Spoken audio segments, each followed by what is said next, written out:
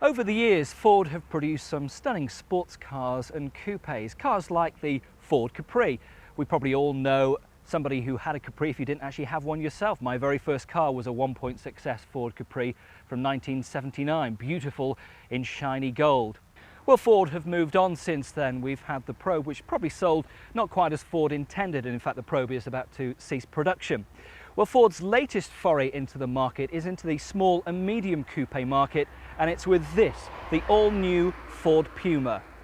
Now, Ford are looking for a big slice of the small and medium coupe market, around a 25% share, and that equates to around about 5,000 cars a year. This Puma is a radical design. It's based on the Fiesta. It's slightly longer than the Fiesta, but it uses the same Fiesta chassis with a slightly longer overhang at the front and rear. The lights on the back are absolutely gorgeous, very neat and in design. We've got 3 lights either side, and it just looks stunning from the rear end. Now, if you see this car coming up in your rear view mirror at a rather fast speed, you know it's something special. Ford have come up with a very aggressive look at the front. It's something they were obviously keen to design in, and the lights and the front spoiler look quite stunning. The car as a drive is absolutely superb, and we'll show you that in a few moments' time. The target market of the car is 25 to 35 primarily, but also maybe the slightly older age drivers as well, who've perhaps moved on and might have a second car in their garage, and they're looking for something a bit sporty and a bit fun to drive out at the weekends. And this is what the Puma is all about. The design brief was to create a very exciting car with perception of performance and very distinctive styling.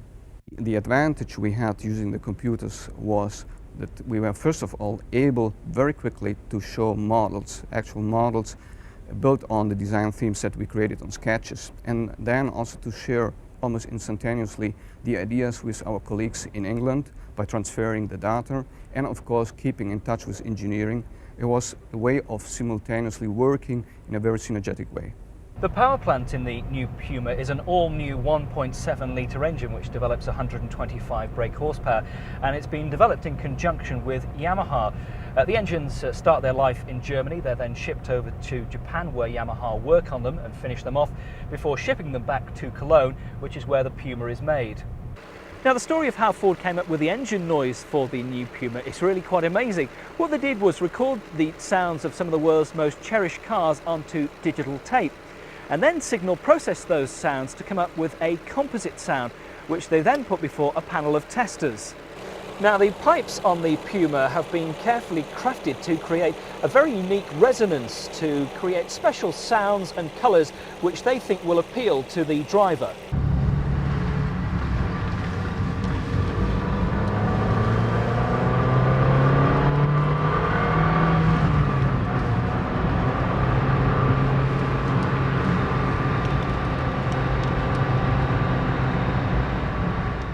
We've deliberately set the dynamics of Puma up to appeal to the real enthusiastic driver. The Fiesta platform has already been acclaimed for its ride, handling, steering compromise. In the development of that car, though, we all knew that underneath it all there was a real sports chassis there. So with Puma, we've revisited every facet of the steering, tyres, suspension, everything, and tuned it so that it's turn-in sharper, its body control is much tauter, to give a real thrill on the corners. It's a true delight. Now, Ford aren't just aggressively marketing the Puma, it's really all-out war in the small coupe market. Production costs have been slashed because the car is based on the Fiesta floor pan.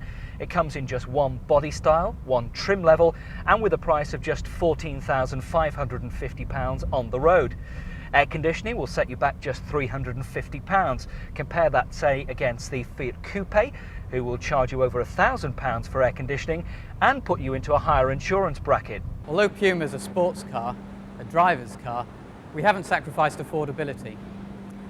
Initially, the purchase price will be extremely competitive, principally because we've been able to build it on a mainstream production facility here in the Neal plant. But also, running costs will be extremely competitive. It's an extremely fuel-efficient engine. Servicing costs are also very competitive and offer no compromise from a regular production family car.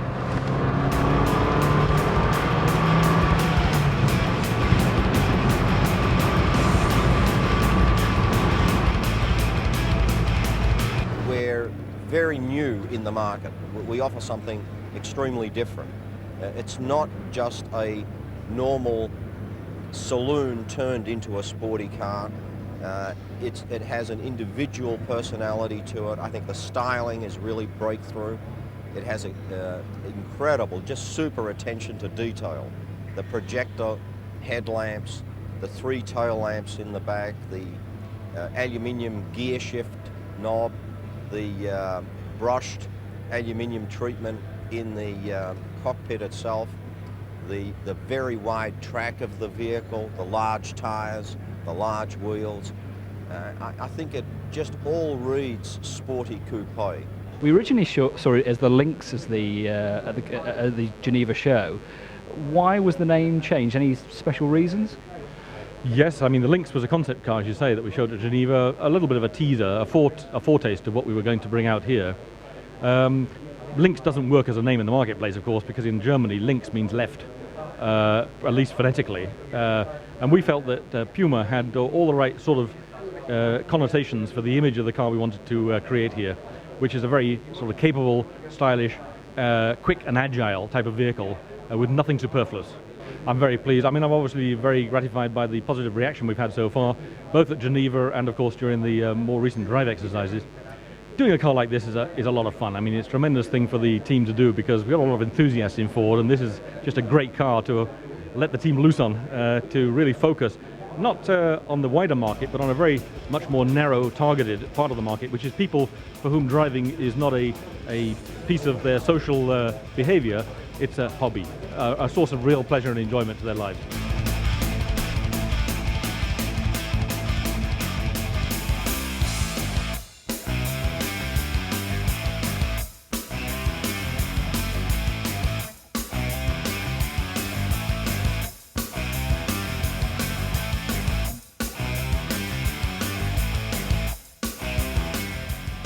If you look at the car, I think what you see first is a perception of performance and a lot of fun to drive this car. You really like to jump into the car.